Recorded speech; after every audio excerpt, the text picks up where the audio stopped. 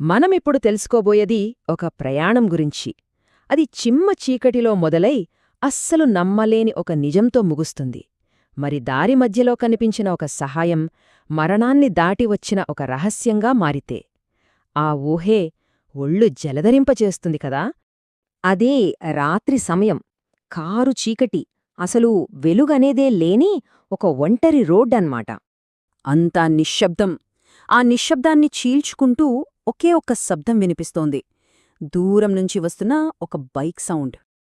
కాని పాపం ఆ బైక్ మీద వెళ్తున్న వ్యక్తికి తెలియదు, ఆ చీకటి తన కోసం ఎంత భయంకరమైన నిజాన్ని దాచిపెట్టిందో. అయితే అసలు కథ మొదలయ్యేది ఆ రాత్రి కాదండి, మరుసటి రోజు ఉదయం, ఆ రహస్యం మొత్తం బయటపడిన క్షణంలో.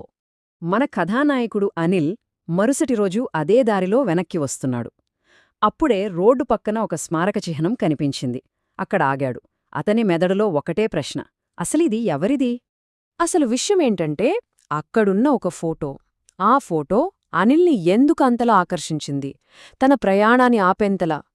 ఎందుకంటే ఈ కథ మొత్తం ఆ ఫోటో వెనకే దాగి ఉంది.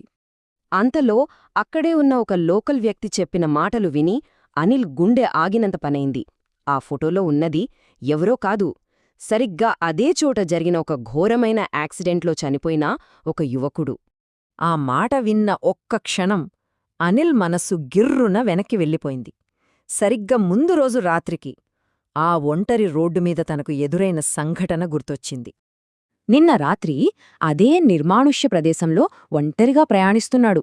అప్పుడే ఏమైందో ఏమో, ఉన్నట్టుండి అతని బైక్ ఆగిపోయింది. చుట్టూ చూస్తే చిమ్మ చీకటి తప్ప ఇంకేమీ లేదు. హెల్ప్ అడుగుదామన్నా ఒక్క మనిషి కూడా లేడు. ఎలాగైనా గమ్యం చేరాలనుకున్నాడు. కాని మధ్యలో ఇలా ఊహించని సమస్య. ఇక ఆ చీకట్లో అతను పూర్తిగా నిస్సహాయుడైపోయాడు. ఇంక ఏం చెయ్యాలో తోచక అలా నిలబడిపోయాడు అనిల్. సరిగ్గా అప్పుడే చీకట్లోంచి ఒక ఆకారం తన వైపు రావడం కనిపించింది. ఎవరో అపరిచితుడు, బహుశా సహాయం చేయడానికే వస్తున్నట్టున్నాడు. ఆ వ్యక్తి గొంతులో ఎలాంటి కల్మషం లేదు. ఏమైంది బ్రదర్, సహాయం కావాలా అని ఎంతో ఆప్యాయంగా అడిగాడు. ఆ మాటలు వినగానే అనిల్కి ప్రాణం లేచొచ్చినట్టయింది. కాస్త ధైర్యం వచ్చింది. అంతే, అతను కేవలం మాటలతో సరిపెట్టలేదు. అనిల్ చూస్తుండగానే చాలా స్కిల్ఫుల్గా బైకును రిపేర్ చేసేశాడు. అక్షరాల క్షణాల్లో సమస్యేంటో కనిపెట్టి సరిచేశాడు. అనిల్కి ఎంత సంతోషమేసిందంటే వెంటనే డబ్బులు తీసి ఇవ్వబోయాడు. కాని ఆ వ్యక్తి ఒక చిన్న నవ్వు నవ్వి, వద్దు, జాగ్రత్తగా వెళ్ళు, చాలు అన్నాడు. ఎలాంటి ప్రతిఫలం ఆశించని స్వచ్ఛమైన సహాయమంటే ఇదేనేమో. సరేనని చెప్పి అనిల్ బైక్ స్టార్ట్ చేసి ముందుకు కదిలాడు. కొంచెం దూరం వెళ్ళాక మరోసారి థాంక్స్ చెప్పాలని అద్దంలోంచి వెనక్కి చూశాడు. కాని అంతే, అనిల్ తన కళ్లను తనే నమ్మలేకపోయాడు. రియర్ వ్యూ మిర్రర్లో చూస్తే అక్కడ ఎవ్వరూ లేరు. శూన్యం.